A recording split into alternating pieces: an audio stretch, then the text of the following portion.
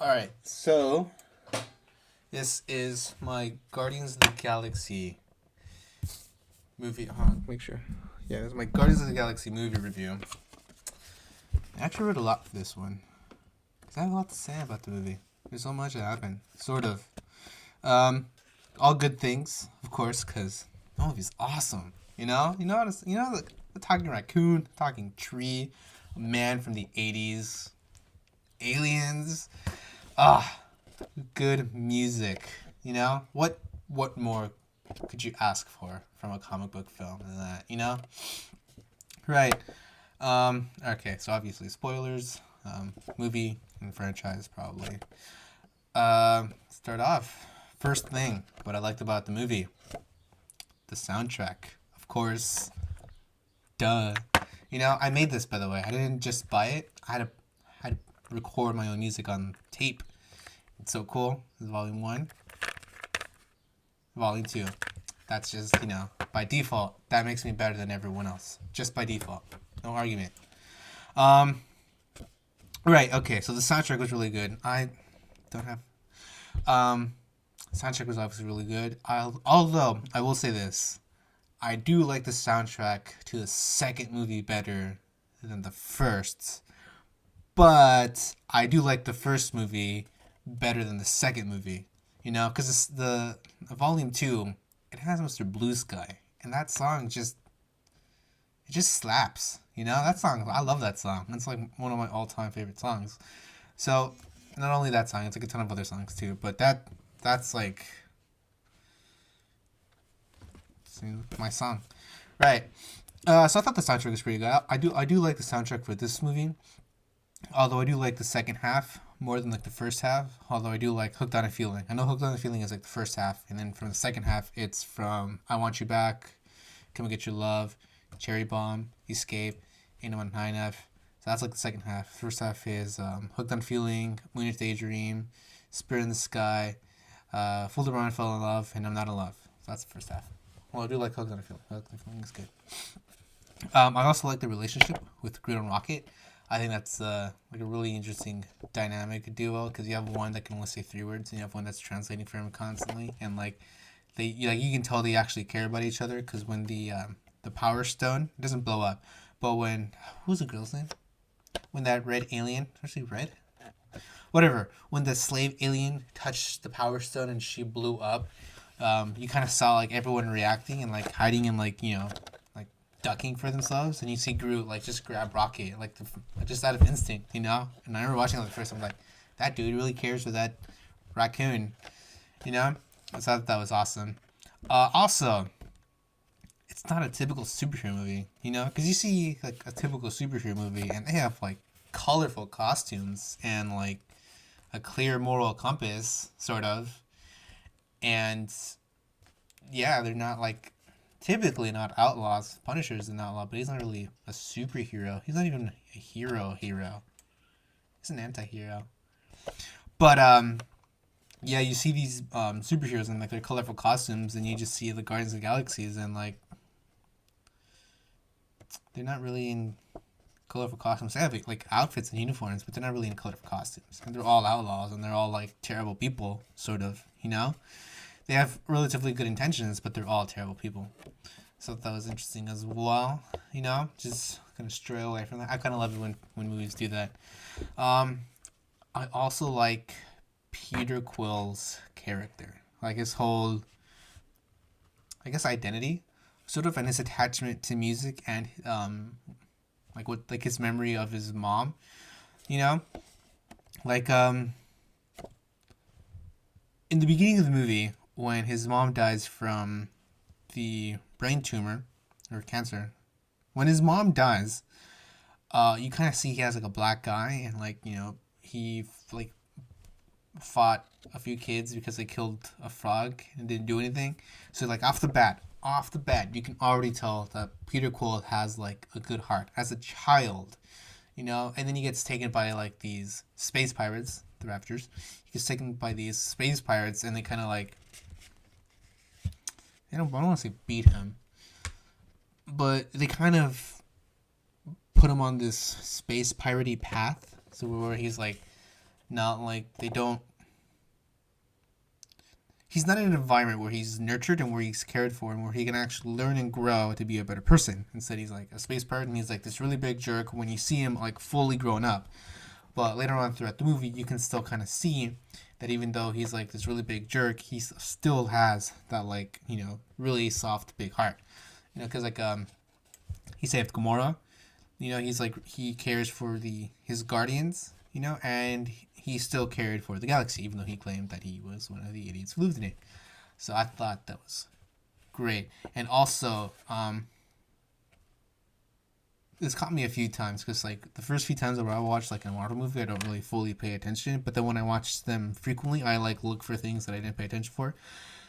One of the last things that Meredith Quill told Peter before she died was, "Open this when I'm gone," and it takes 26 years for him to open the present. So I took it as in like within those 26 years, he was not able to accept that she was gone, and he was finally able to accept that when he took her hand, when he took Gamora's hand, and when he like found like this new family, the Guardians, when he found this new family, and he kind of felt like comfortable, he felt like he was moving on. And I will say that I cried when Meredith Quill died, a little bit, not that much, because it was like the beginning, so I didn't cry that much. And definitely teared up a lot when he was reading the letter and he was playing "Ain't No Mountain High Enough," and Gamora showed up, and like, everything was like shot nice. It was like all sequence, and I thought, how could you not? How did you not tear up? If you said you didn't tear up, you're lying. So yeah, I think that was that aspect of Peter Quill is pretty interesting. How he was able to accept that she was really dead until 26 years later, and also like his attachment to music. Because I like music a lot, obviously, but I don't have that kind of attachment to music because both of my parents are still alive, and both of my parents don't really listen to my type of music, and they don't really give me songs to listen to. Like, hey, you should listen to this song. They don't really do that. But coincidentally, I didn't buy this cassette tape. I found it in my parents' stuff, and it was new, like unused. So this is the first mixtape I ever made. I can make a ton of these. So yeah, so I guess in that aspect it's kind of similar. But I was gonna point to this. Yeah, okay. So Peter Quill's character, yeah, yeah, I like his character. It's interesting, because he always comes off as like maybe not cheerful, but like as like charismatic, and he doesn't really carefree person, but really like he's like emotionally burned out. So yeah. So sorry. Emotionally burned out. And I also kind of liked his relationship with Gamora, how you first kind of see it. Different people, right? Different beings. People. She's not really a person. She's a... Different beings. Different backgrounds as well. Obviously hers is probably a lot darker than his. I didn't even know she had cybernetic enhancements until I saw this movie, because Rocket Raccoon said that her cybernetic enhancements were going to let her live in space like a little bit longer. But yeah, knowing what happens in Endgame, and knowing what happens in Infinity War and Endgame, it's really nice to kind of like look back on all of these movies and seeing like what the future may hold for these characters. And my mom she knows that Gamora dies in Infinity War because that's the only Marvel movie she's seen. And she was like, "Oh, that's Gamora, like daughter of Thanos. Like, oh, like he kills her." And I'm like, "Oh, that's right, you've seen it." I was like, "Yeah, she dies." And they're like, "Oh, yeah, that sucks." So yeah. Also, I had something else to say. Drax is also like, it was also interesting seeing his character, and then just kind of seeing. I feel like in this movie, in the first Guardians movie, he's like very, not dark. He's like a very. He has people at a distance, In the first movie, he's like, he doesn't feel comfortable being around people. He definitely hits Gamora, like, immediately, And obviously, in this movie, he kind of talks about how Ronan the Accuser killed his wife and daughter. And they kind of like focus on that a little bit, you know. And in the second movie, I feel like they focused that on that just a little bit more. And I'll actually talk about that in the second movie. But I feel like they did Drax's character pretty well for Volume 2 in terms of like him dealing with the loss of his wife and daughter. Sorry, I got a text.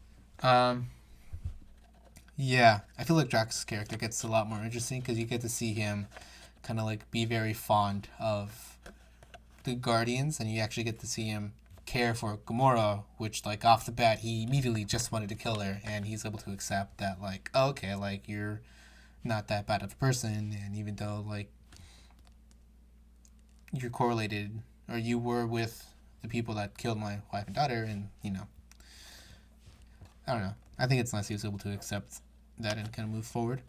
I feel like that's all I have to say. Running the Accuser, I felt like I know a lot of people don't like him. I thought he was a pretty good villain. He probably could have been better. I don't really have any complaints on Ronan, but I also don't have anything that like I really like about the guy. So I'm just very like neutral with him. Like he wasn't terrible, you know. He wasn't. I could have maybe given him more of a personality, but I really don't know. Korath, I think the guy with the Lobot brain. I don't know if you guys know who Lobot is. He's from Star Wars. That guy was pretty cool. I thought it was really like I'm always going to find it funny when Star-Lord like runs into Korath and Korath's like Star-Lord, and he's like, finally, that's so funny. Yeah, Ronan the Accuser was a pretty good villain. Although what I don't like about the Marvel villains sometimes is that like they get teased at the end of the movie, and then at the next movie they come out in, they're supposed to play like this really big role, but then they just killed off immediately, and they're like, oh, you know that really big threat we teased at the end of the last movie? Oh, it's not that big of a deal. I hate that. It's like they did it with Crossbones, Baron von Strucker. Who else have they done it with? Kind of Yellow Jacket. I'll get into those later. Yeah, it sucks. Anyways, moving on to my mom's thoughts on the movie. She really liked this movie a lot, surprisingly. She told me off the bat that she was scared she wasn't. I think I already told you guys this. She was scared she wasn't gonna like the movie. She thought it was going to be like ugly, and she thought she might probably hate it a little bit. But it really caught her by surprise when she really did like this movie. And oh yeah, I don't know why she thought it was gonna be ugly. I guess because of all the aliens and stuff like that. And she teared. I saw her tear up a bit a few times, and when I saw her tear up a bit, I was like, hell yeah, like I don't like to see my mom cry, but if she's crying because of these movies, hell yeah, that's super awesome. So that's where she teared up a bit. She teared up a bit when Meredith Quill died, which makes sense because her mom passed away. I didn't get to know my grandma or my grandparents, except for one, but he's dead too now. Sucks, but I think we also have a ton of relatives who have died of cancer. Yeah, we do. There are so many. I can't name them all, and we weren't that close. But we do have a lot of family members that have died, which sucks, but it's kind of like, oh, we're a little used to it, which sucks even more. But that's not the point. The movie. So she cried when Meredith Quill died, and then she cried when Groot died. She really liked Groot because she said like out of all of the Guardians, he was like the only softie. Like when he gave the little girl the flower. I thought that was awesome. I thought that was like Groot. It's like Groot's the heart of the Guardians, So yeah, she was sad when he died, and she said that like it felt like none of the other Guardians really cared about Groot that much except for Rocket, because when he died, Rocket like just kind of like had his branches in his hands, and everyone else just kind of like didn't really acknowledge it all that much. And I was like, that is kind of true. I didn't notice that at the first. I mean, I'm sure they cared, but Rocket definitely cared a lot more than the rest of them. And, you know, the galaxy was about to be destroyed by Ronin, you know? So they were a little, you know, busy. Yeah, so she was sad that, because I didn't write this. I just kind of wrote these as, like, in mind. She was sad that, Peter Quill was left alone, sort of, abandoned by his dad, and, well, not abandoned by his mom, but that she was gone, and that he did kind of have an adoptive father, which was Yondu. And she was telling me, like, yeah, like, it sucks that he was, like, he didn't have any parents, but at least he still had, like, you know, Yondu, who was kind of like his dad, even though, like, he was ugly and tried to kill him a few times and, you know, kind of wanted to eat him, you know. So she was like, yeah, but at least he had someone to kind of be there for him despite all those flaws, you know. Which is going to be really interesting when she sees Volume 2, you know. So I can't wait for that. She was also able to follow along the Infinity Stones. When she saw all the other ones, she only knew that the Ether was an Infinity Stone. She didn't know the Tesseract or the Scepter were Infinity Stones. So she was kind of like not going through. What was it? She was going through like the list of movies on like where the Infinity Stones were, and she was like, all right, so like this Infinity Stone is on Xandar, and the other Infinity Stone is with the white guy that met the Asgardians. And she was like, okay, so that makes 2 Infinity Stones. And I'm like, there's 4. And she's like, where are the other 2? I told her, sorry, and I told her the Tesseract was an Infinity Stone, that it's on Asgard, and that the Scepter is also an Infinity Stone. And when I told her that, oh my god, I got the best reaction out of my mom. And I told like, oh, this like the Scepter from like Loki's Scepter from the first Avengers movie is also an Infinity Stone. And she was like, wait a minute, Hydra has that one. And I was like, yeah, you remember it. And she was like, oh my god, they're going to do so much evil with that Scepter. And I was like, oh my god, they won't, but I'm so excited you care this much, you know. So I think that's cool. She's going to see that in Age of Ultron, which we hopefully might watch Friday. Hopefully, maybe we might watch Volume 2 today. But all of this is undecided. What else did my mom think about the movie? That's pretty much it. I know she tells me so much, but I don't write this stuff down when she's telling me. I'm thinking about watching the movie like Monday, Wednesday, and Friday, because she works those days. So I pick her up from work, we come home, we eat, and then we watch the movie. Because we used to sometimes watch them Tuesdays and Thursdays, but sometimes we would watch them a little late, and so she would have to. We have to wake up early, so I have to take her to work. So we have to wake up early on Mondays, Wednesdays, and Fridays. So I'm thinking, all right, if we watch them on Tuesdays or Thursdays, we might go to sleep late, and waking up is going to be a hassle. So I told her we cannot watch movies Sundays, Tuesdays, or Thursdays, but we can watch them Mondays, Wednesdays, and Fridays because it's easier. And, you know, it doesn't really inflict. And sometimes Saturdays. But that depends, though. Sometimes. Yeah, so my mom, like, she tells me a lot of things. And, like, they're all really, really, really good things. And they're all, like, really interesting, too. But sometimes I just get, like, not overwhelmed. But I get distracted with my own thoughts. And sometimes I forget to write them down. And then when I do write them down, I draw a blank, and I'm like, oh man, she had a really good point about something. But no, yeah, she is really liking these movies. I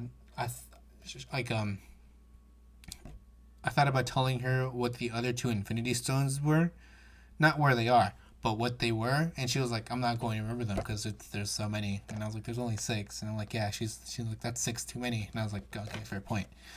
But yeah. She did see the poster for Volume 2, and she saw Yondu there. She was like, oh, the blue guy meets up with them? And I was like, yeah. Oh, right. Okay. Baby Groot. There you go. I'm sorry. Oh, yeah, when he died, she was like, she teared up a little bit. She didn't admit it. She didn't say anything. But I saw her tear up a little bit because she sits in front of me. She was like, oh, is Groot dead? And I was like, yeah. And I'm like, what about that, like, other Groot that we saw that was, like, you know, kind of fully grown? And I was like, oh, that's don't think about it too much. And then she saw that the little stick, Groot, he was in the little oh, he's not there. He's over there. Groot was in the little pot. And then she was like, oh my god, like, is he, like, reborn again? And I was like, technically, no. That's its offspring. His offspring? I think Groot is a he. Like, that's his offspring, so that's a whole new version of Groot that doesn't retain any of the other memories. And she was like, oh, okay, that's pretty interesting. And I was like, yeah, so, and she was like, oh, so, like, yeah, so she's like, oh, so this one can have another offspring if you just kind of cut off his, like, arm and, like, plant it, right? And I was like, yeah, that's exactly how that works. Just like, oh, okay, that's interesting. And I was like, yeah, it is pretty freaking cool, you know?